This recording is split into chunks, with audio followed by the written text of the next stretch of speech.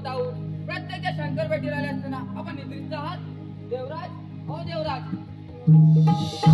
काहीतरी वेगळा चमत्कार आहे.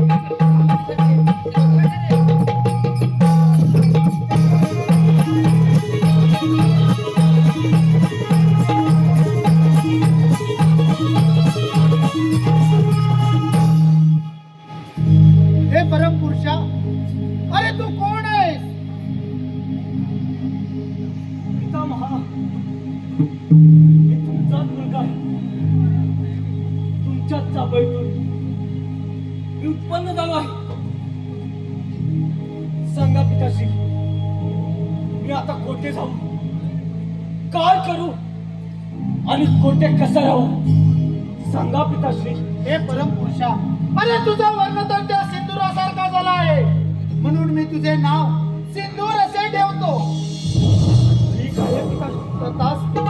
सिंदुरा, तू या त्रिभुवनात कुठेही जा, तुला कोणापासूनही भय नाही. तू ज्याला पण आलिंगन देशील तो तात्काळ यमसदनी जाईल.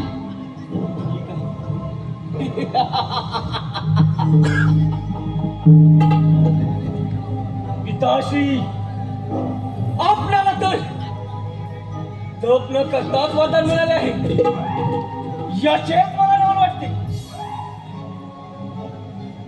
परंतु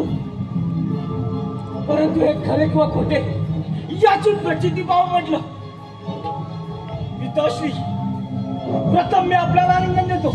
नाही, नाही सिंदुरा, तू हे असं करू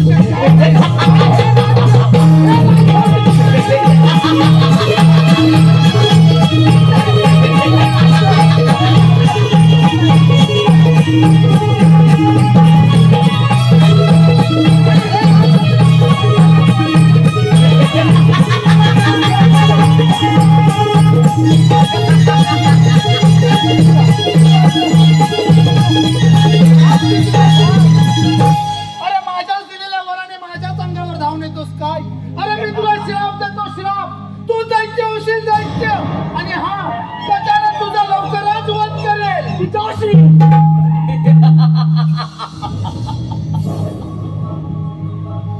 काय म्हणे गजानन मला वध करणार?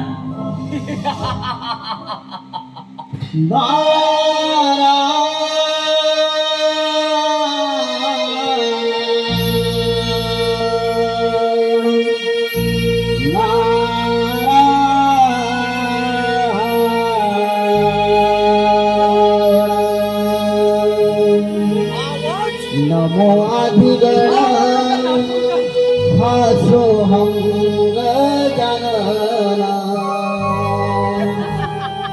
नमो अधिगण हासो हम गजानना. देव सारे वंदिती गणरायाला, भारताची सारी चालली त्रिभुवनाला. भारताची सारी चालली त्रिभुवनाला. नमो अधिगण हासो हम गजानना. नमो अधिगण हासो हम गजानना. देव सारे वंदिती गणरायाला, भारताची सारी चालली त्रिभुवनाला. भारताची सारी चालली त्रिभुवनाला.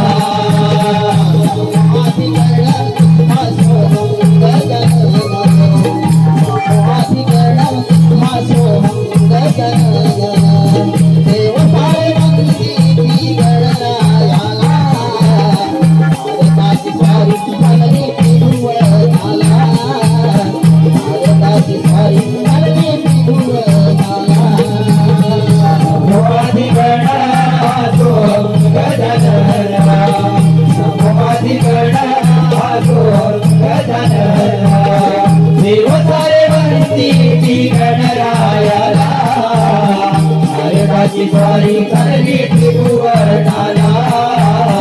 भारताची सारी चालली त्रिभुवनाला.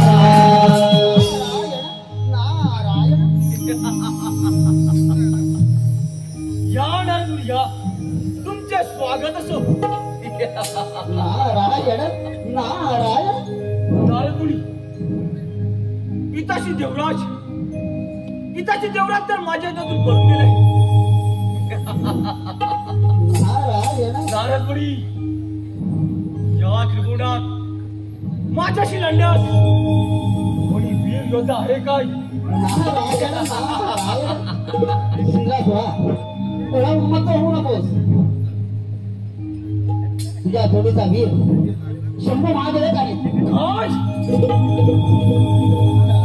शंभो महादेव? नारदमुनी, आता असाच जातो कैलासावर आणि पाहतो त्या भोलेनाथाचा पराक्रम.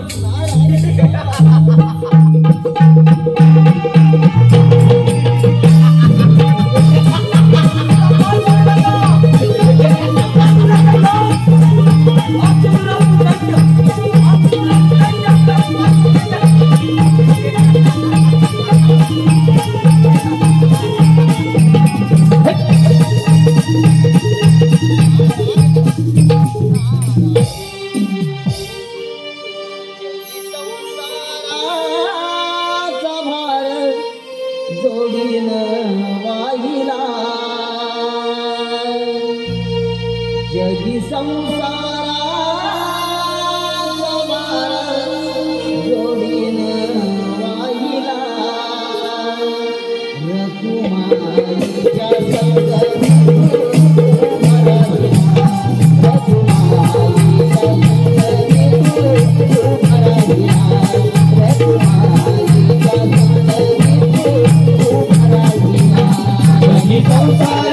भार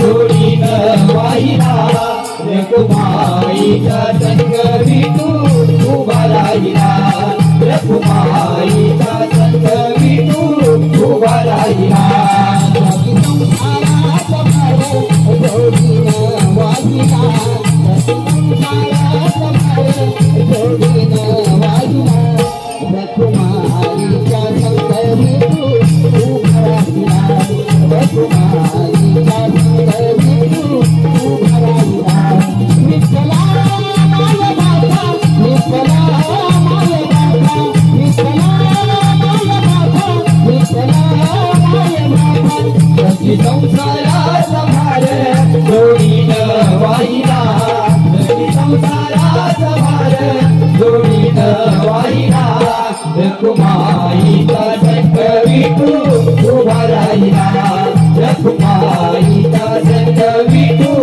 उभा राहिला रघुमाईचा संगती तू उभा राहिला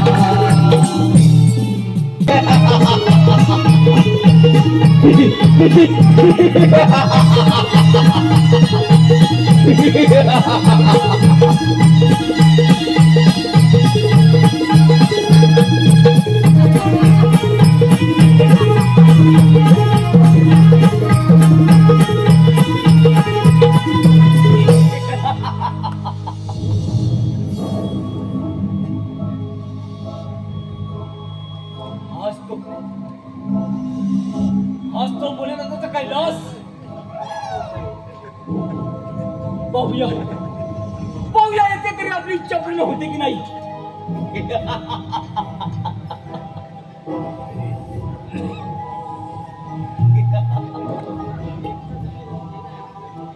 परंतु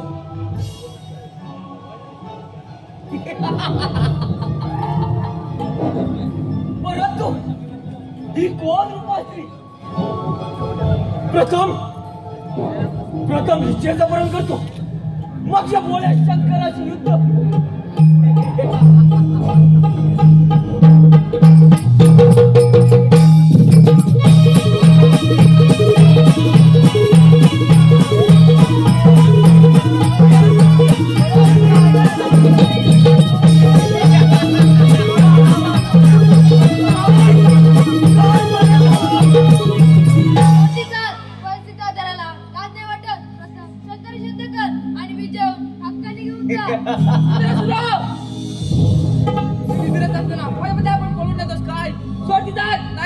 नाहीतर काय म्हणत आहो? या त्रिशूलाने धडा वेगळे केले जाईल. तुमच्या पाण्यात अस्थिर नको तिला माझ्या जवळ द्या. मी खुशाल युद्ध करा. युद्ध युद्ध युद्ध मग विलंब कशाला? वा युद्धात काय बोले ना. ठीक आहे सिद्धेश्वर.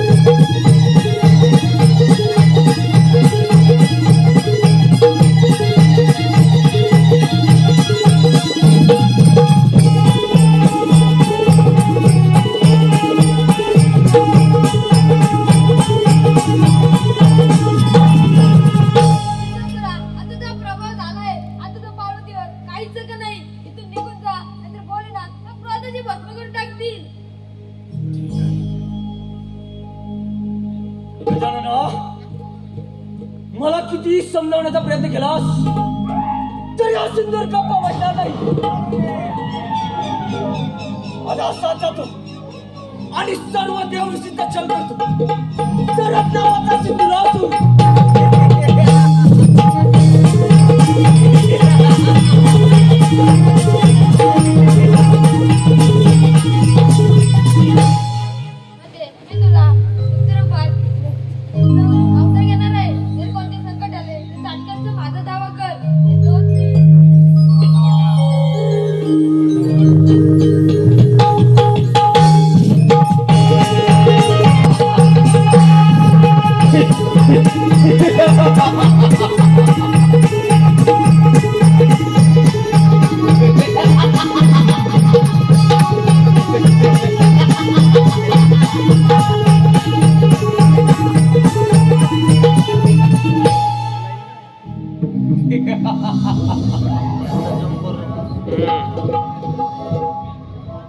कोण? देवाशी विष्णू असे निवांतपासून काय पाहता? सिंधूराव, तू आल्या मार्गी परत जा. नाहीतर प्राणास मुक्षेल. विष्णू देवा, इथे आलोय तो माघारून जाण्यासाठी नाही. या तुझ्या सिंहासनावर सत्ता प्रस्थापित करण्यासाठी आलोय. सिंहासन सोडून निघून जा. सिंधूराव, तुला ब्रह्मदेवाच्या वराचा फार गर्व झाला आहे म्हणून तू असा उर्मत्त होऊ नकोस. तुझ्यात जर सामर्थ्य असेल तर हो युद्धास तयार. वेळ कशाला? दाखव तुझा पराक्रम. सिंधुरा, अरे तुझ्याशी युद्ध करण्यास माझा सेवकच येत आहे. हे गरुडा, ये.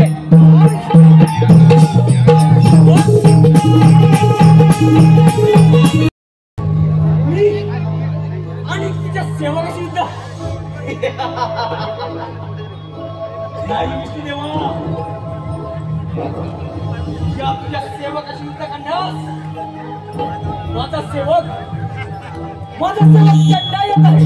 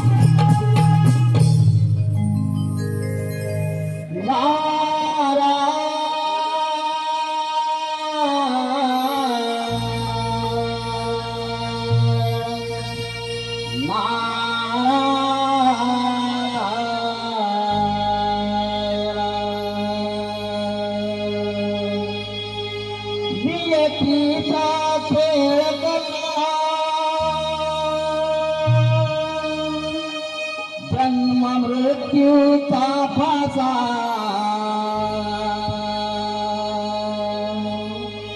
कधी जाईल तो वाया स्वदेहाची काया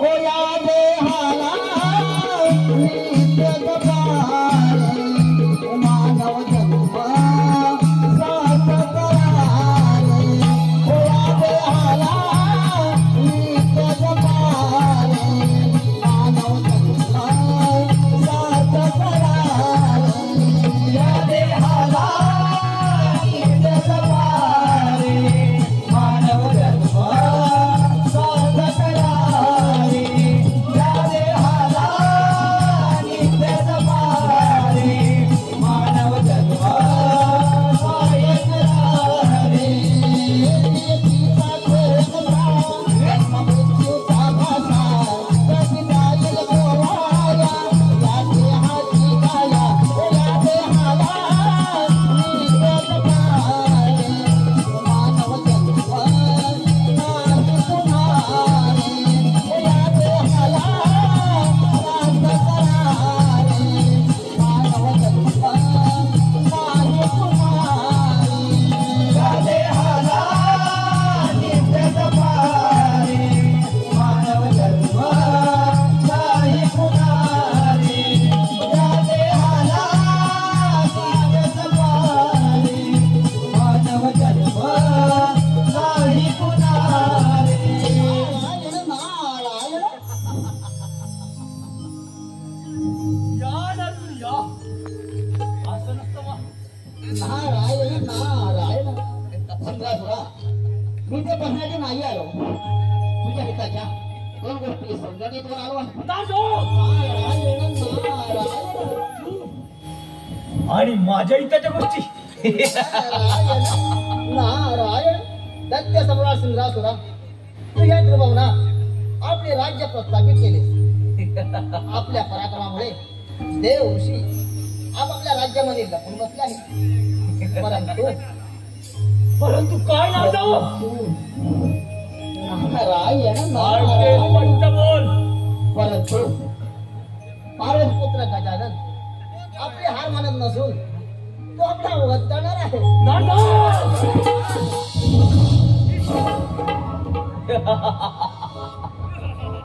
काय म्हणे गजानन मला वध करणार.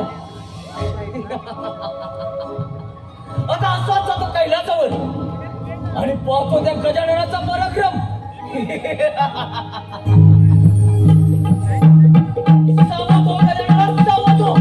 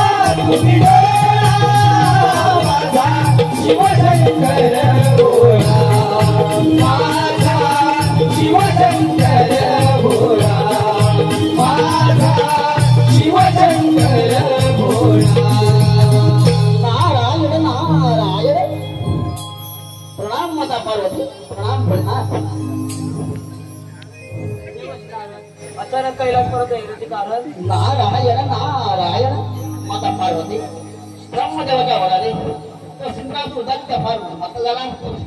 त्याने देव ऋषी त्याचा छळ मांडला आहे आणि तो आता आपण नाव सोडे कोणी नाही. तत्पूर्वी आपण सावध राहू. नारायण नारायण चंदमाने विठ्ठलाचा जीवाला लागला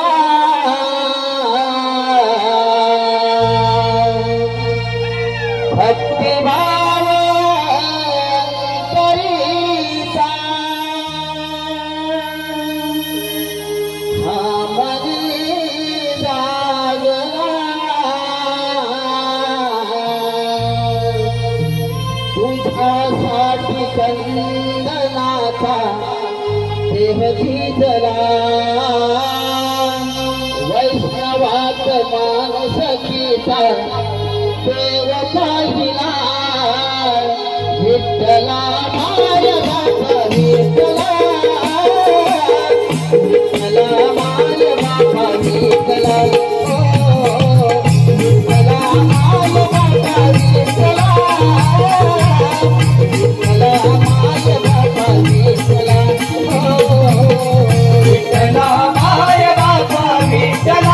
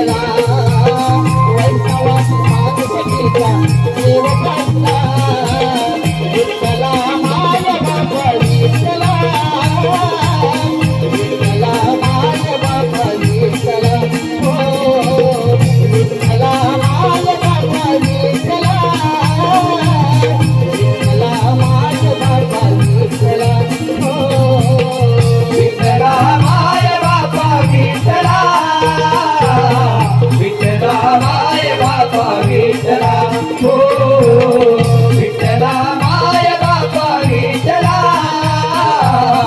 विठ्ठला माय बापा विठ्ठला हो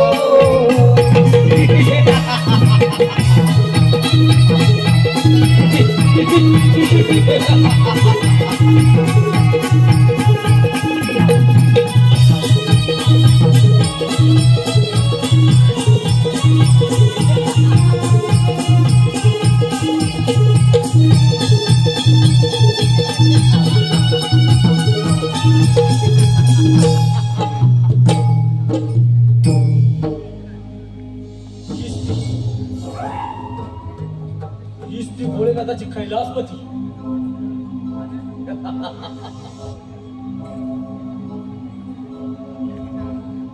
भोलेनाथ हे भोलेनाथ कोठे आहे तुझा पुत्र गजानन दुष्ट सुंदर असुरा आंबा आमचा पुत्र गजानन आंबा उभा त्यांच्या मांडीवर आहे. भोलेनाथ मला आता सांगतोस काय सांग कोठे आहे तुझा पुत्र गजानन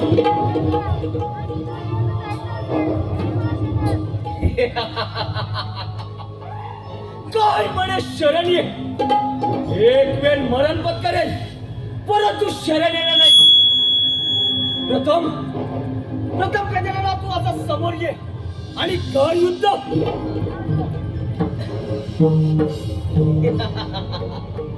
मग ठीक आहे वेळ कशाला दाखव तुझा पराक्रम.